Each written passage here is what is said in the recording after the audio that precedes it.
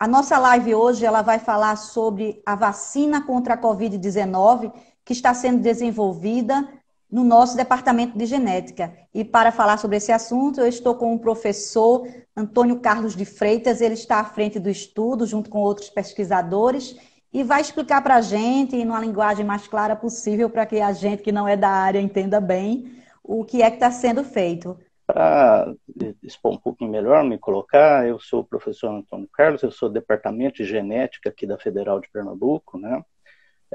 Eu coordeno o Laboratório de Estudos Moleculares e Terapia Experimental.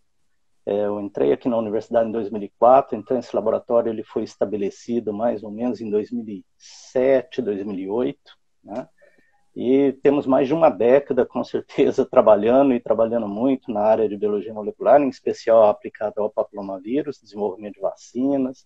Entramos também, quando foi necessário, contra o Zika vírus, em 2016, né? E também agora, com a questão da Covid-19, nós também colocamos à disposição a capacitação, né, de todo o nosso grupo e a infraestrutura do nosso laboratório para trabalhar nesse caminho, né, de desenvolver uma estratégia vacinal que seja possível de ser utilizada no enfrentamento dessa doença. No laboratório, professor, de estudos moleculares e terapia experimental, vocês desenvolveram uma plataforma biotecnológica e ela já foi usada para desenvolver uma vacina terapêutica para o câncer, que agora vai ser usada para o desenvolvimento desta outra vacina contra a Covid-19. O senhor até me falava que o senhor não é especialista no vírus. Então, gostaria que o senhor falasse um pouco nisso, né, da plataforma e como ela está sendo usada para fazer essa vacina contra a Covid-19. O que nós fizemos foi utilizar muito dos nossos conhecimentos, daquilo que os nossos grupos, né, não só o meu, como outros grupos no Brasil, são capacitados, né, estavam já trabalhando em linhas muitas vezes voltados a vacinas, mas obviamente não especificamente em relação à Covid, né? E utilizar-se dessa infraestrutura laboratorial associada à capacitação técnico-científica do grupo para tentar, de certa forma, contribuir e ajudar o país, né, nesse momento tão difícil. O nosso grupo, como eu disse, ele trabalha já há um bom tempo. Nós estabelecemos, via financiamento obtido das agências de pesquisa, como CNPq, FACEP, com o PRONEM, nós estruturamos uma plataforma biotecnológica. O que seria isso?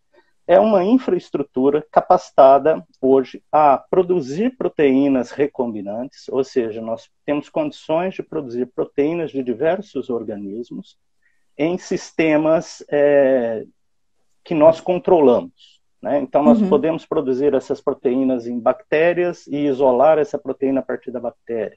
Podemos produzir essa proteína em células de mamífero, podemos produzir essas proteínas em leveduras, e isso cria um potencial muito grande para o desenvolvimento de diagnósticos, de vacinas baseadas em peptídeos e assim por diante.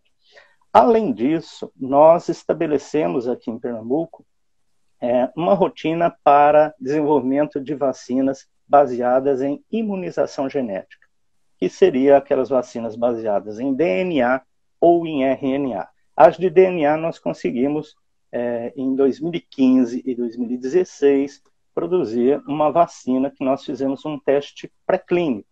A vacina passa por diferentes estágios. Um primeiro estágio é o que a gente chama de pesquisa exploratória, que é quando você busca na literatura informações a respeito da doença, do agente causador da doença, e a partir deste conhecimento você começa a tratar as estratégias possíveis para se desenvolver, por exemplo, uma vacina capaz de controlar a infecção e, consequentemente, o surgimento da doença. A partir daí, entra uma fase que a gente chama de prova de conceito, que nada mais é do que você fazer numa pequena escala a produção daquilo que você acredita que vai ser eficaz, mas que até aquele momento, vamos dizer, está no papel, é uma coisa teórica, e você precisa confirmar que aquilo é viável. Então você estabelece uma produção em pequena escala e faz um ensaio para avaliar a efetividade. São muito utilizados os camundongos, né? O pessoal está acostumado muito a ver o ratinho branquinho, né? Não necessariamente ele é branco, ele pode ser preto também, tá? E esses animais são utilizados como modelo para você avaliar realmente se aquela ideia, aquela estratégia que você pensou, ela realmente é viável. O normal é você passar por um animal agora de médio porte, que pode ser um coelho, um cachorro, e posteriormente para símios, né, ou seja, macacos, e posteriormente entrar numa fase clínica em humanos.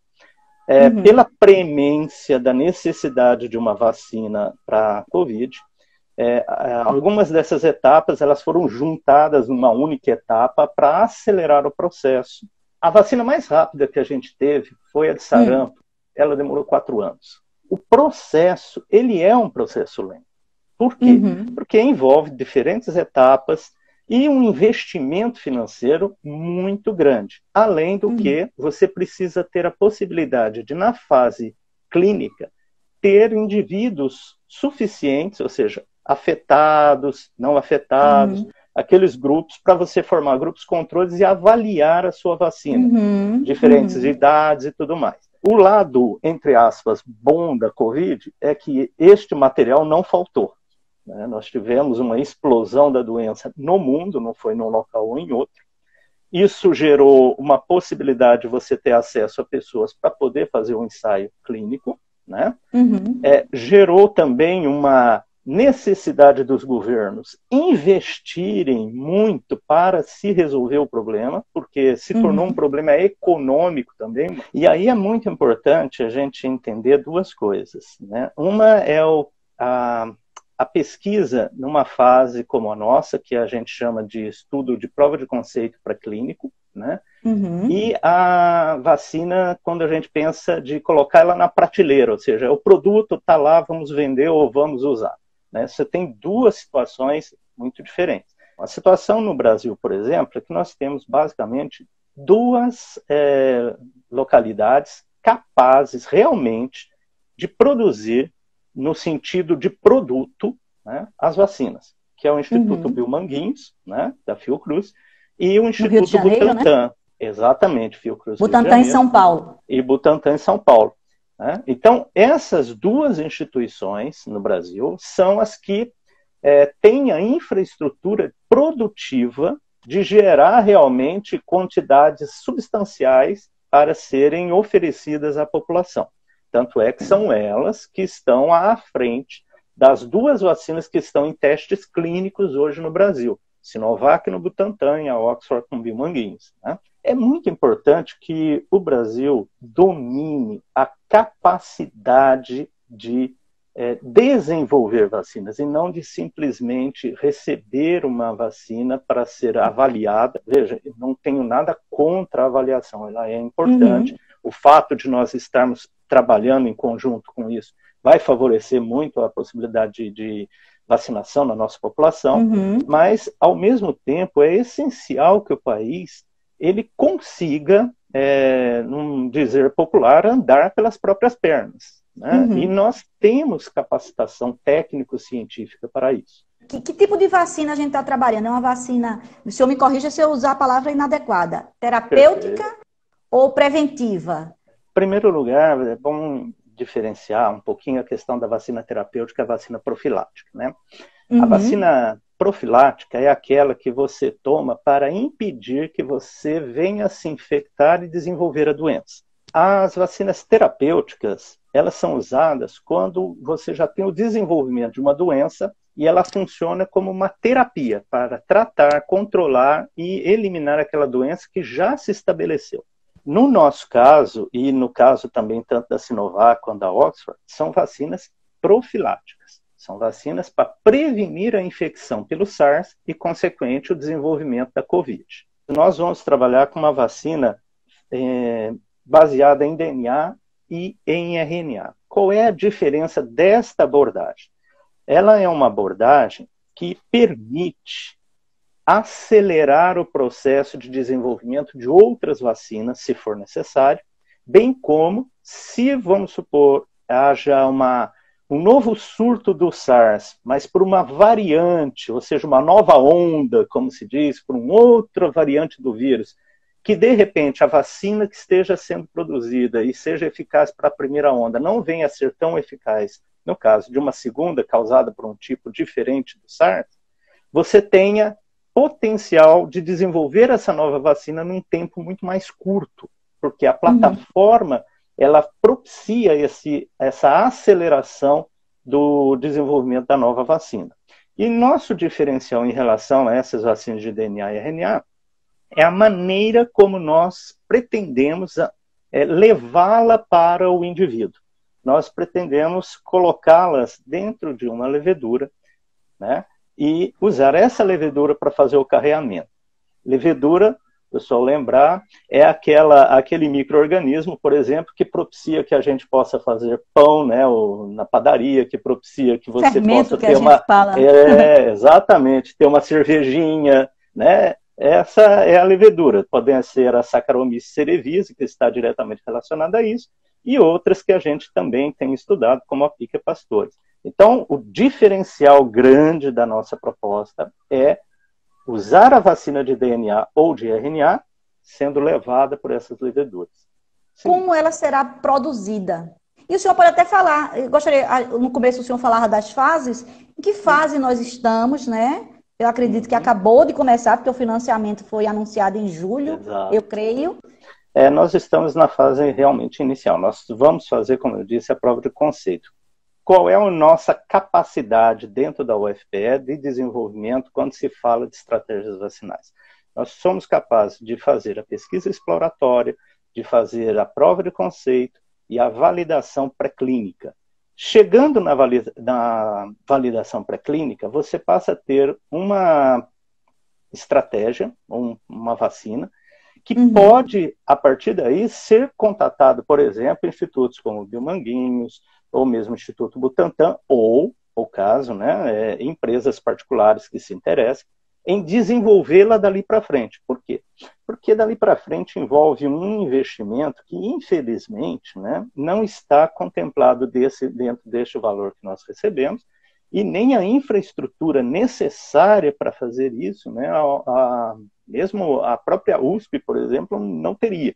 São esses institutos, em especial, no caso do Biomanguinhos e no caso do Instituto Butantan, que eles têm plantas próprias de produção de vacinas. Então, passando essa fase pré-clínica e levando para eles, eles podem, a partir dali, dar o encaminhamento do desenvolvimento do produto propriamente dito, né? A prioridade sempre é nacional, ou seja, é a disponibilização a nível nacional. E a definição a partir daí, eu acho que como se trata muitas vezes, principalmente nesse caso da Covid, se trata como um insumo estratégico, né? Ele tem que, a decisão, em primeira instância, tem que ser dos órgãos governamentais, e a partir daí, se eles assinam que você pode passar para frente, aí tudo bem, mas se não, a primeira passagem é obrigatória nossa, né, são para os órgãos governamentais, que até estão financiando, na verdade, essa fase da pesquisa, então eles têm o direito total nesse caminho, né? A capacitação técnico-científica e a experiência que você cria na área de recursos humanos para a produção de vacinas, ela é muito importante que ela esteja estabelecida no país. E é muito importante que ela esteja estabelecida não regionalmente especificamente. Ela tem que ser uma coisa transversal no Brasil. Então, ela precisa atingir as diferentes regiões, até mesmo porque um país com as dimensões continentais como o Brasil, ele tem problemas específicos que são regionais. Algumas doenças vão ser muito relacionadas a umas regiões, não às outras. E, às vezes, por uma questão de financiamento, né, por exemplo, das próprias FAPs, o investimento para se desenvolver, de repente, uma determinada vacina é muito mais interessante no Sul do que é no Nordeste e vice-versa. Então, no Nordeste, só o FPE, né, professor, está fazendo essa pesquisa? No caso de vacina, nós somos praticamente os únicos mesmo. Tá? O restante está todo no eixo sul-sudeste. Para nós é uma vitória muito grande, porque é um referendo da nossa competência dentro do contexto nacional, que eu acho isso extraordinário, que a UFPE esteja no local que lhe é devido. Se a tecnologia para o desenvolvimento de uma vacina tem alguma serventia para a proposição de medicamentos, de outros medicamentos? Tem. Nesse contexto que nós vamos desenvolver a vacina, está atrelado o estabelecimento de uma plataforma, por exemplo, para a avaliação de anticorpos neutralizantes, né? Que é até uma questão extremamente importante quando se trata do SARS, porque vários grupos estão trabalhando com medicamentos para tentar controlar, por exemplo, a carga viral em pacientes que já estão acometidos da doença, né? E que, de repente, se você conseguisse controlar essa carga viral, você poderia melhorar substancialmente a capacidade desse paciente se recuperar. Só que para a gente fazer testes desses medicamentos, ou mesmo de avaliação de vacinas protetivas, nós precisamos fazer um teste que envolve, como eu disse, inocular o camundongo, verificar se ele produz anticorpos, e para saber se ele produz, eu preciso testar contra o vírus. Quando eu vou testar contra o vírus, esse vírus, em especial, o SARS-CoV-2, ele é um vírus de segurança 3. Ora, eu só tenho um laboratório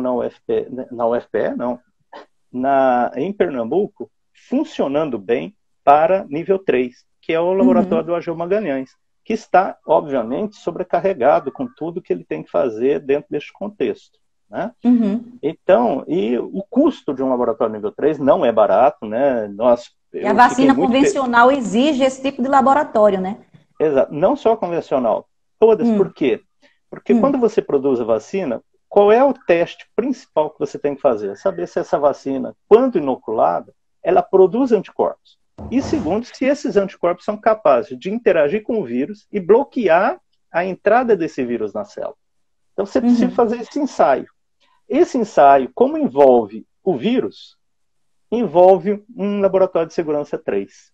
Nós verificamos na literatura que existe já alguns sistemas capazes de simular, né? Ou seja, de você usar como modelo para substituir o vírus e fazer esse ensaio num laboratório de segurança 2, que é muito mais barato de se estabelecer e muito mais comum, tanto na Universidade Federal quanto em outros locais. A ideia também de se estabelecer esse sistema de avaliação de anticorpos neutralizantes a partir de o que a gente chama de vírus pseudotipado. É um nome feio, né? Mas nada mais é do que você pegar um vírus que você conhece, manipula ele geneticamente e introduz nele uma proteína do SARS, que é a proteína que é importante para a ligação do vírus na célula, que é aquela proteína que dá aquela cara de coroa dele, por isso o nome coronavírus. Você pega só essa proteína e pendura nesse outro vírus, e aí você tem um vírus que não se reproduz, e com isso você pode trabalhar em nível 2. Este mesmo sistema pode ser usado para avaliar, por exemplo, fármacos que possam ser dirigidos ao bloqueio da infecção, né? Esses fármacos podem ser via síntese química ou obtidos pelo que eles chamam de química verde, né? Obtenção a partir de vegetais, né? De plantas que são consideradas aí, fitoterápicas, né? E podemos fazer esses testes. Então, uma contribuição que o laboratório poderá oferecer também, não só para agora, mas para o futuro em outras patologias, é a disponibilização desse sistema de avaliação. Quando a vacina estiver pronta, ela será comercializada ou o SUS irá distribuir gratuitamente? Na nossa, eu imagino que fique tudo por conta do SUS, porque o custo de desenvolvimento é nacional, né? Então não tem por que existir um retorno financeiro em cima disso, né? Agora, a vacina da Sinovac e a vacina da Oxford, existe um acordo internacional entre as partes, né? Existe um lote que vai ser disponibilizado. Eu acredito que ele deva ser, num primeiro momento, liberado no SUS. Eu não acredito que vá haver cobrança, né? Agora, a gente não sabe para o futuro como é que vai ser esse encadeamento, né? Por quê? Porque a gente não conhece muito bem ainda a biologia desse vírus e muito menos a situação muito clara da Covid, ou seja, da doença. O que eu quero dizer com isso? Nós não temos a menor ideia de se uma única dose vai resolver o problema, de se a vacina dada este ano vai nos proteger por quanto tempo. Se não proteger por tanto tempo, será que nós temos que tomar essa dose? É exatamente igual a esta que nós tomamos esse ano, nós vamos tomar em 2021? Ou vamos ter que modificar um pouco esse vírus, como é o caso da vacina da gripe, que nós já nos acostumamos a nos vacinar, né? Em que a vacina que você tomou em 2020, ela é baseada nos vírus que estiveram circulantes em 2019, né? E é uma vacina que você toma anualmente. Se essa for a situação, pode ser que nós estejamos, né, eu não vi o acordo, mas pode ser que nós tenhamos que pagar royalties, alguma coisa, em cima dessas próximas doses, alguma coisa do gênero. E isso pode ser uma situação da gente pensar em como é que isso vai ser retornado aos indivíduos, né, à população, do ponto de vista de custo. Eu tenho certeza que o governo vai fazer o possível, o que estiver ao seu alcance, para que isso seja mantido dentro do contexto do SUS, que é custo zero.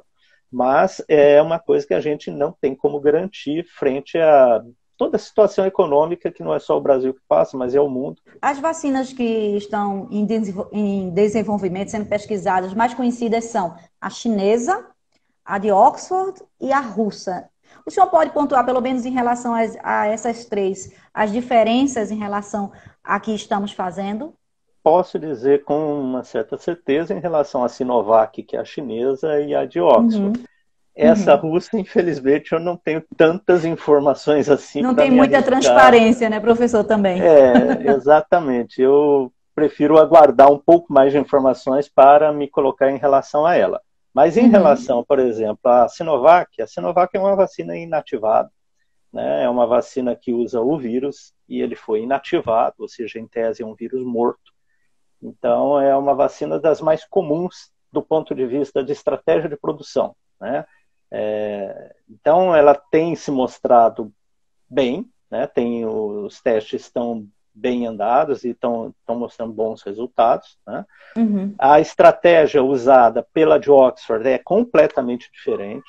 É uma estratégia baseada muito em uma base usada em terapia gênica. Terapia gênica usa já há muito tempo, pelo menos uns 8 anos, 10 anos, adenovírus para levar informação genética de uma célula para outra, de modo a corrigir algum problema genético, né, e repor alguma proteína que esteja anômala na célula. Isso é utilizado por esses vetores chamados vetores adenovirais. Esses vetores, eles foram utilizados, no caso da Oxford, para levar com ele uma proteína do SARS, né? E esta vacina é que está sendo, então, utilizada nos testes clínicos. Então, ela não é uma vacina baseada no vírus em si. O que foi coletado do vírus foi uma informação genética que está contida no DNA. Essa informação genética foi transferida para esse adenovírus, né? E esse adenovírus agora produz uma proteína do SARS. Essa proteína produzida, quando este adenovírus é introduzido no organismo, é ela que estimula a resposta imunológica e, consequentemente, leva à proteção contra a infecção pelo SARS. Quando comparada com a que a gente está propondo desenvolver, do ponto de vista da vacina, quando olhada a vacina de DNA, ela é semelhante. Onde que ela difere? A informação genética tinha sido transferida na Oxford para dentro do adenovírus. A nossa, ela não é transferida para lugar nenhum. Você pega a vacina DNA, o próprio vetor plasmidial, né, ou seja, a informação genética, e injeta essa informação genética. Tá? Diretamente. Então, não existe o adenovírus aqui. E nós pretendemos utilizar uma levedura para carrear, para facilitar a entrada. Então, o que a gente faz? Coloca essa vacina de DNA, essa informação genética dentro da levedura e inocula a levedura. A levedura em si, ela estimula uma resposta imunológica.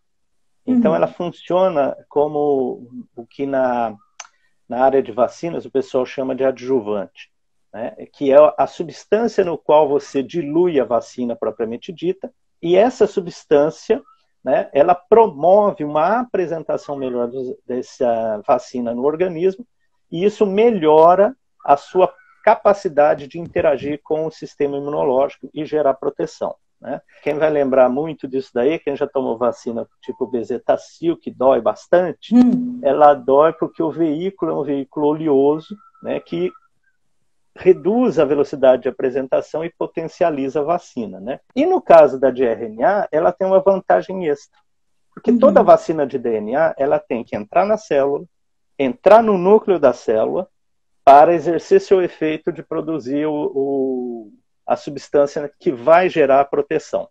No caso da vacina em forma de RNA, ela não precisa ir ao núcleo da célula. Ela entrando na célula ela já pode ser ativada e aí interagir para produzir o seu efeito. Então, isso aumenta vamos dizer assim, a chance de você ter uma melhor ativação daquela resposta.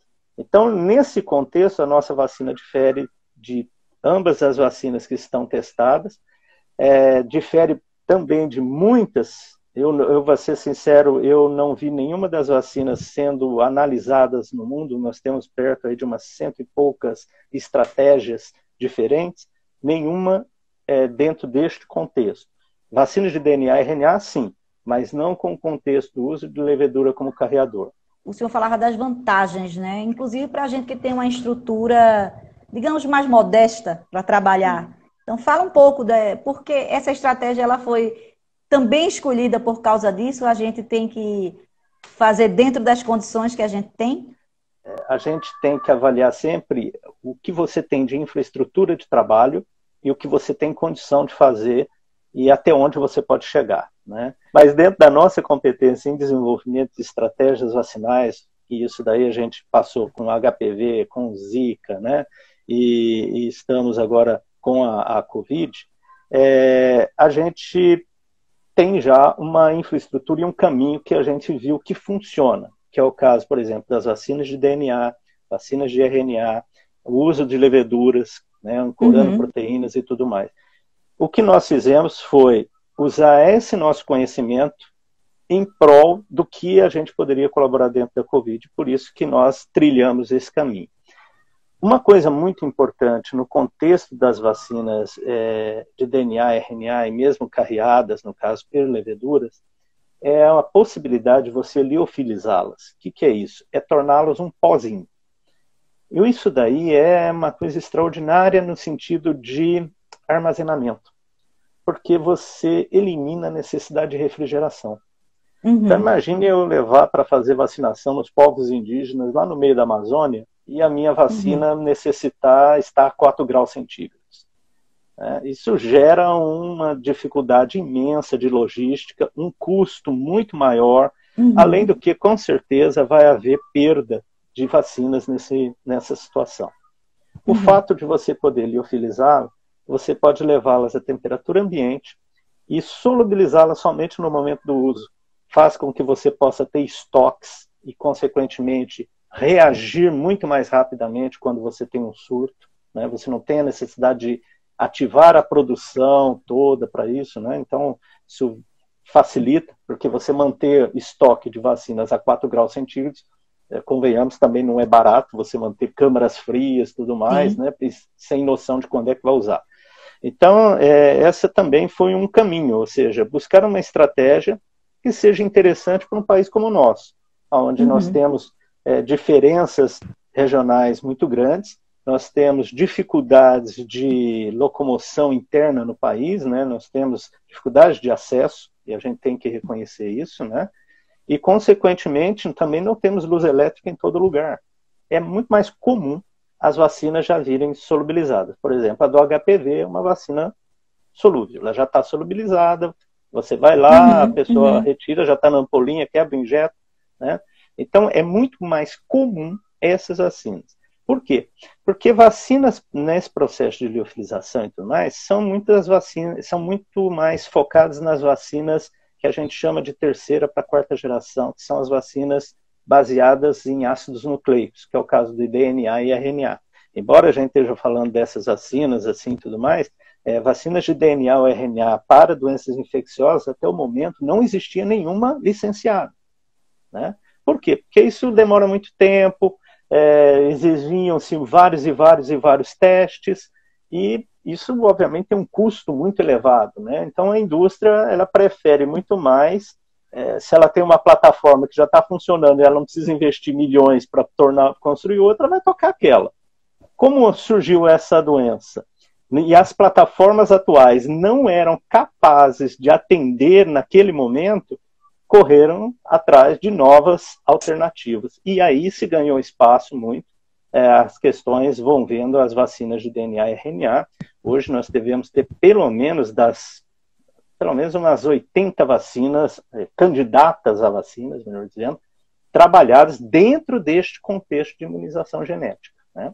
Tem uma pergunta aqui também de Alane Raíssa. De repente, a vacina dentro de uma levedura causa um estímulo forte no sistema imune a ponto de ser necessária só uma dose para garantir a proteção.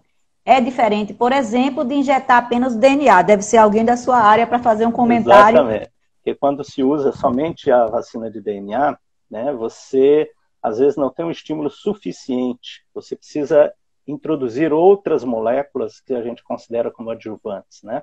Uhum. Mas usando a levedura, a própria levedura age como esse adjuvante, né? Potencializa a vacina e, de repente, né, pode ser, a gente torce, vamos testar, vamos continuar na torcida para que, de repente, a gente consiga resolver com uma dose, né? A expectativa é sempre o menor número possível de doses. É o ideal, né, professor? Por dois motivos essenciais. O primeiro de tudo, né, é o custo, reduz bastante. E o segundo, que tão importante quanto, infelizmente, a taxa de vacinação no Brasil caiu. Esse movimento anti-vacina, que não é nacional, é um movimento mundial, cada vez se espalhando mais, e a taxa de vacinação caiu. O Brasil que se orgulhava dos seus índices de vacinação. Isso é um fato extremamente preocupante, em especial para um país como o nosso. Uhum. Por que eu digo isso? Porque nós temos, quem cuida basicamente da população brasileira é o SUS. Quando você vacina e evita a doença, você minimiza o custo do SUS.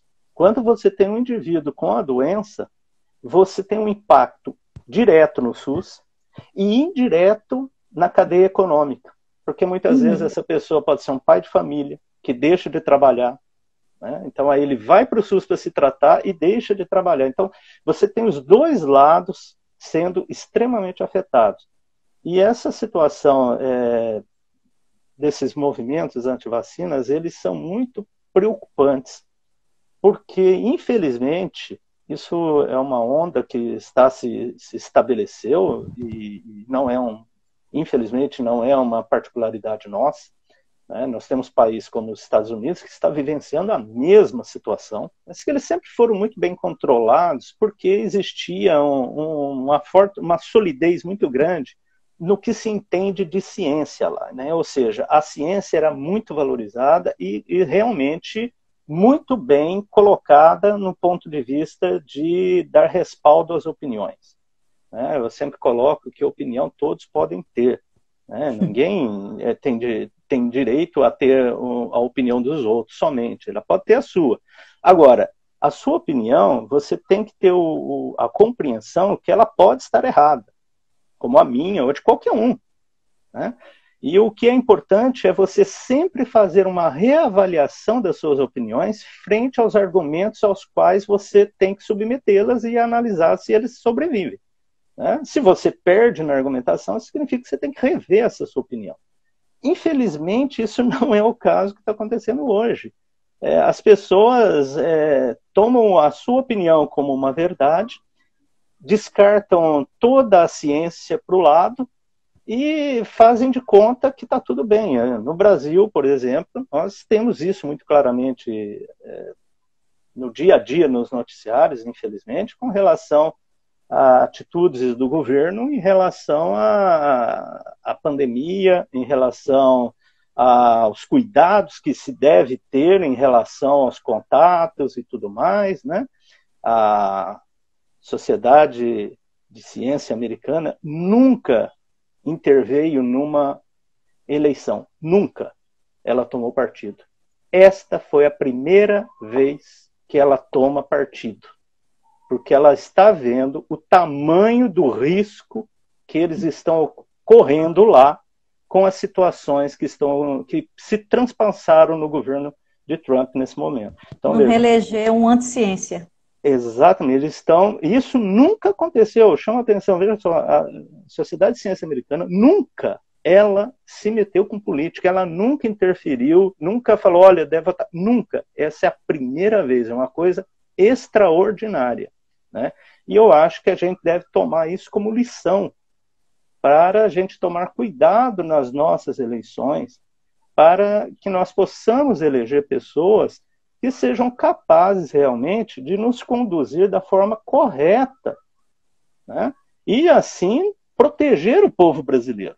Não, perfeito. Veja, com relação à tecnologia, toda vez que você tem um número grande de necessitados, né, que vão atrás dela, ela vai acabar se barateando pelo próprio volume que ela vai acabar produzindo, né? Então, essas vacinas tendem a acontecer isso. Eu espero que aquilo que foi colocado pelo secretário da ONU, né, e pelo seu presidente, que ele queria muito que a vacina fosse um bem universal, um bem da humanidade. O que é isso? É a vacina não ter custo nenhum, seja produzida por quem for, ela fosse liberada sem custo algum para todos os países, né? Ou seja, como um bem da humanidade. Se isso realmente se estabelecer, isso seria, eu acho que o ponto mais favorável e mostraria, na verdade, que nós ainda somos humanos, né? Porque às vezes a gente fica pensando muito em custo, e esquece que muita gente não tem como bancar essas vacinas. Tem muitos países em condições paupérrimas, que não têm a menor condição. Do outro lado, num país como o nosso, né, as logísticas nunca são simples, isso é uma realidade. Por isso que o SUS é tão importante. O SUS permitiu que o país sobrevivesse a essa pandemia. Essa é a maior realidade que todos deveriam ter aprendido com essa pandemia. Se não fosse o SUS, o nível de morte nesse país estaria com certeza na casa do 1 milhão. Eu não tenho dúvida nenhuma disso.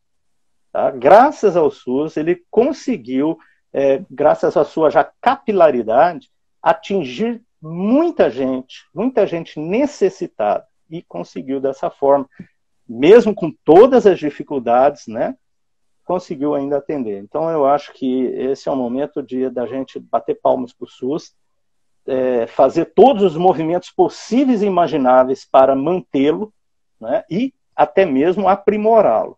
E na hora que a gente tiver vacina, né, para imunizar as pessoas, ou não sei se também vai se trabalhar de forma terapêutica, mas, enfim, para aplicar nas pessoas, o SUS deve entrar nesse circuito, será fundamental, não é isso? Sem dúvida nenhuma, isso eu não tenho nenhuma pilha de dúvida, porque é o sistema mais capilarizado que nós temos, né? E ele atinge a população de maneira geral, principalmente os mais pobres. Centros de vacinação, para as pessoas da classe média e classe média alta, isso não é um problema.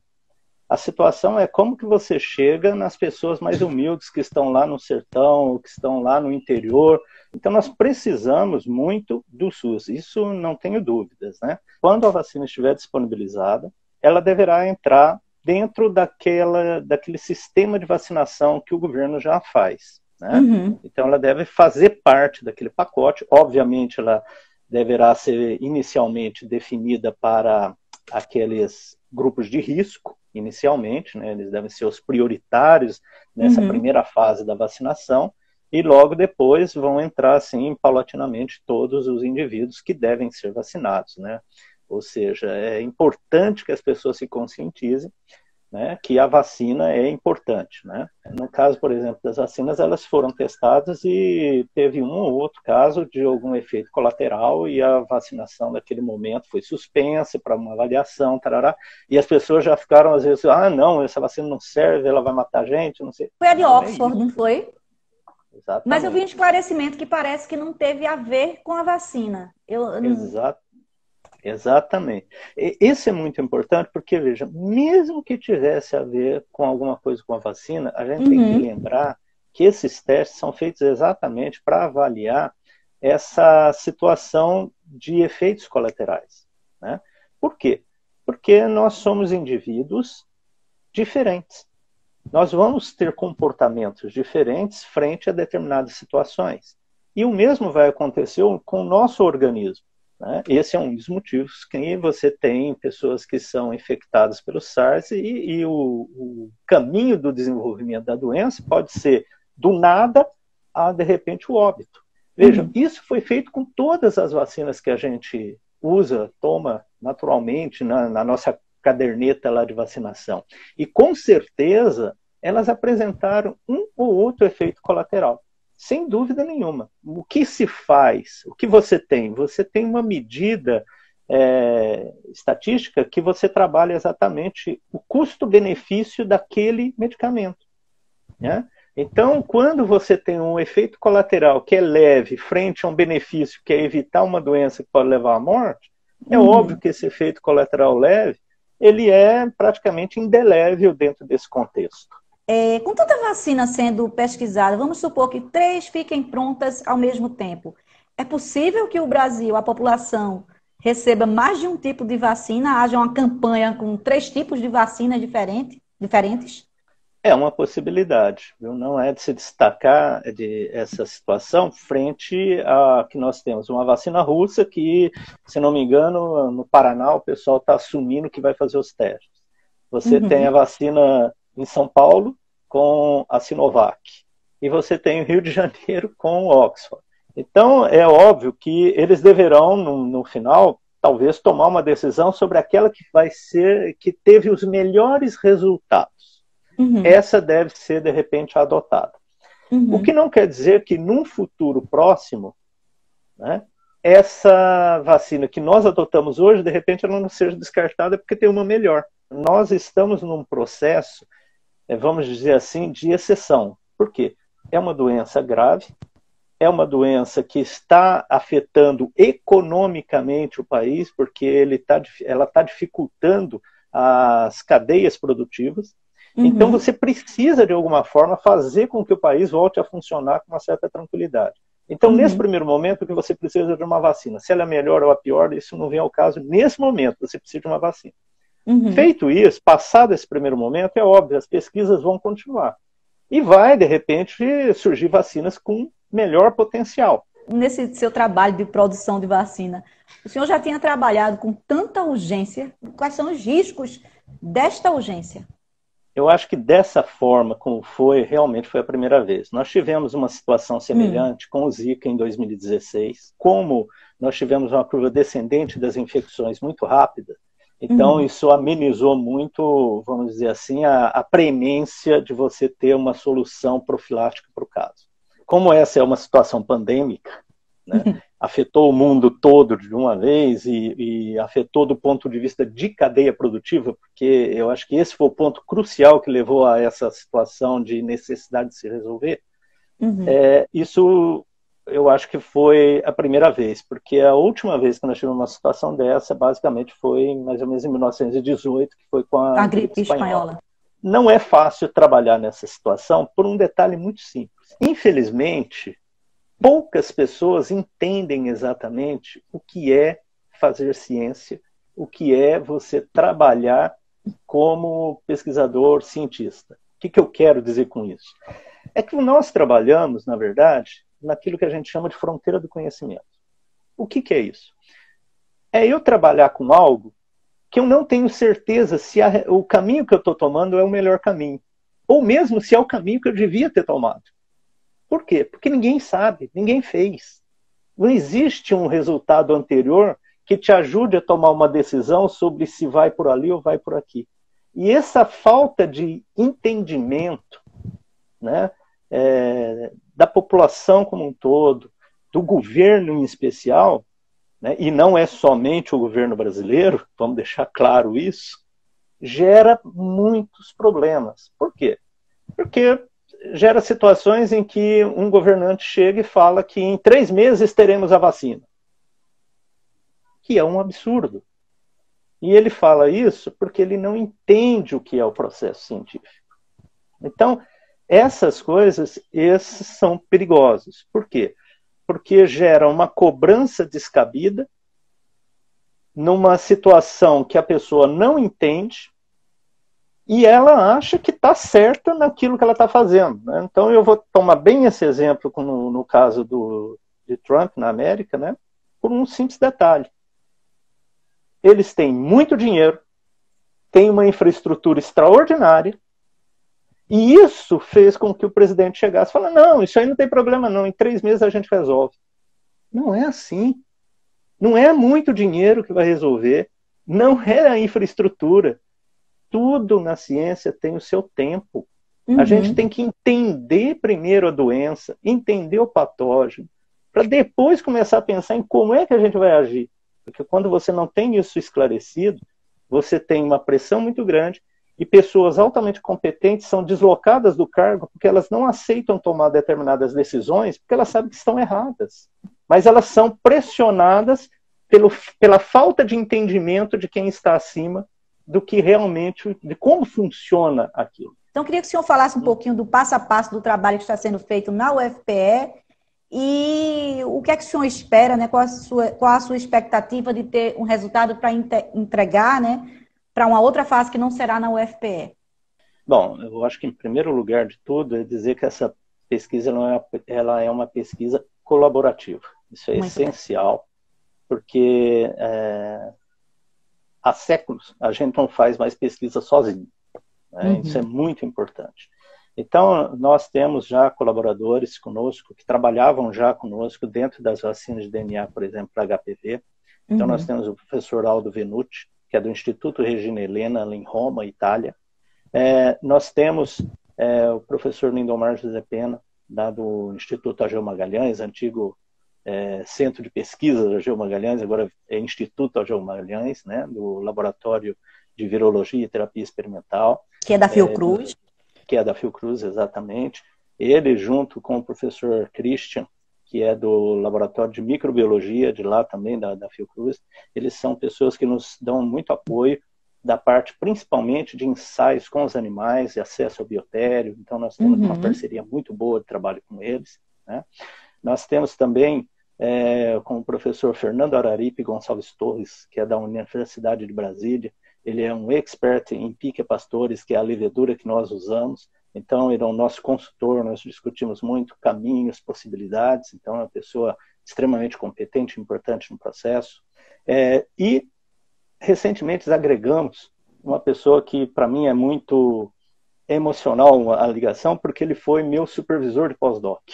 Então, hoje ele está comigo, que é o professor Luiz Carlos de Souza Ferreira, que é lá do Laboratório de Desenvolvimento de Vacinas da USP, ele é professor titular da USP hoje, é uma pessoa altamente competente, né? E dentro da UFPE nós temos colaborações com a professora Cristiane Moutinho Lago de Mello, que é lá do Departamento de Antibióticos, é uma imunologista de carteirinha excelente, né? Nos dá todo o apoio nessa linha. O professor Valdir Queiroz Balbino, que nos dá toda a força na parte de bioinformática, é uma pessoa extraordinária, né? Também o professor Antônio Roberto Lucena, que é lá do Departamento de Biofísica, né? E que trabalha com lentivírus e que vai nos dar todo o suporte naquele sistema de anticorpos neutralizantes que a gente pretende estabelecer. Então, veja, esse grupo, que eu chamo de grupo master, né? Que é os velhinhos, né? A turminha mais antiga da equipe, né?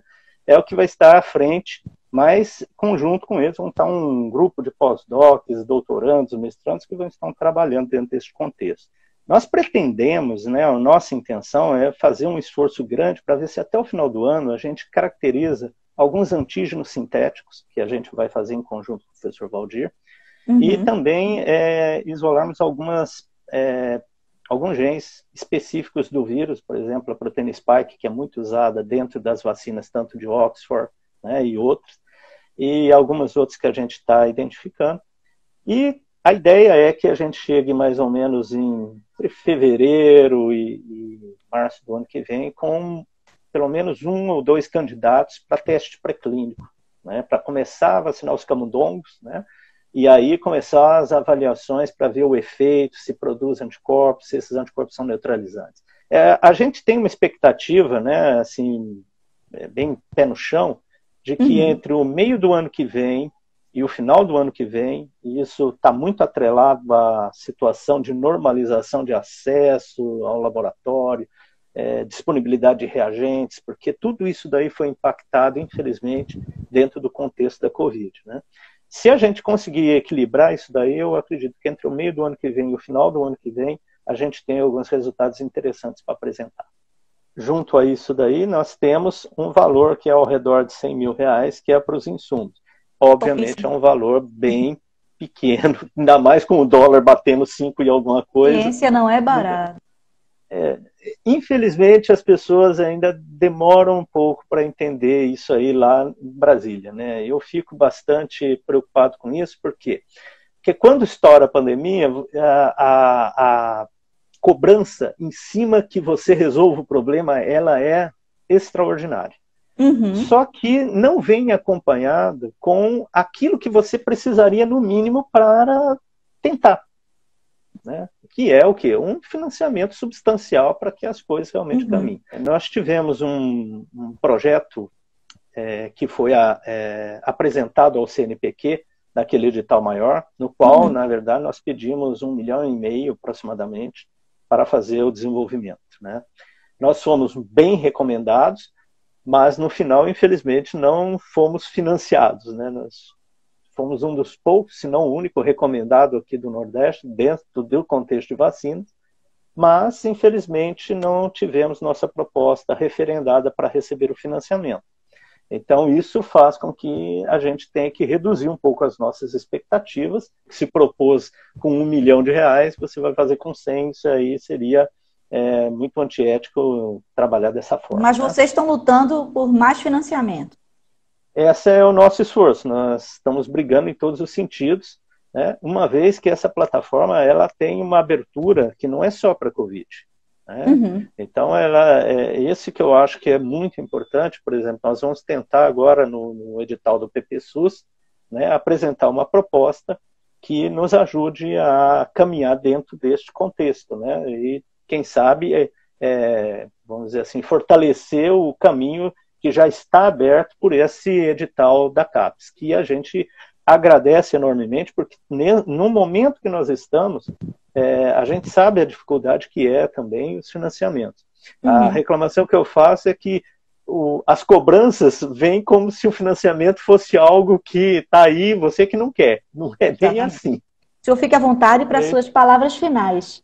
Em primeiro lugar, eu gostaria de agradecer a audiência, né, pela paciência, né, de todos. Espero que realmente eu tenha podido contribuir, né, e estou sempre à disponibilidade de quem precisar. Nosso laboratório fica lá no laboratório central lá da UFPE, ali no Centro de Ciências Biológicas, né. Hoje agora é Centro de Biociências, mudou de nome.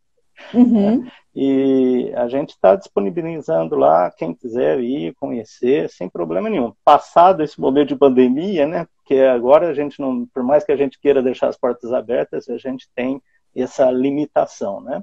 Mas passado essa situação, que em breve com certeza irá passar, né? A gente está disponível para quem quiser conhecer, conversar, né? Não só eu, como todos os alunos, eles são muito acessíveis, né? E é isso. Que precisar da gente, a gente está disponibilizado. É isso, professor. Muito obrigada mais uma vez. É isso. Eu que agradeço novamente e quando precisar, só dar um toque que a gente está lá. Tá certo. Um abraço. Um abraço. Obrigado a todos.